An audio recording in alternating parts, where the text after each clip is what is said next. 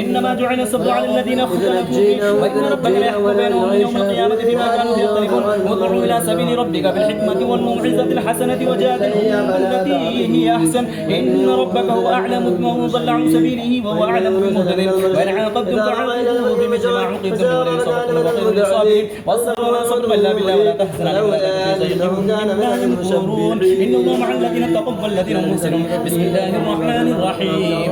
سبحان الذي أسرى بعبده ليلا من المسجد الحرام إلى المسجد الذي باركنا حوله ونريه من آياتنا إنه هو السميع البصير. وآتينا موسى الكتاب وجعلناه هدى لبني إسرائيل لا تتخذوا من دوني وكيلا وقد من حملنا مع نوح إنه كان عبدا شكورا.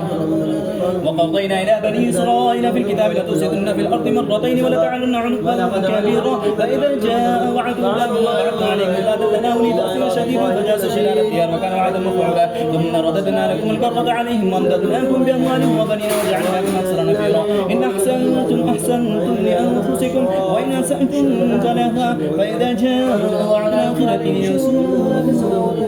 وجوهكم وليدخلوا المسجد كما دخلوا أول مرة وليتبروا معرفة تدبيرا.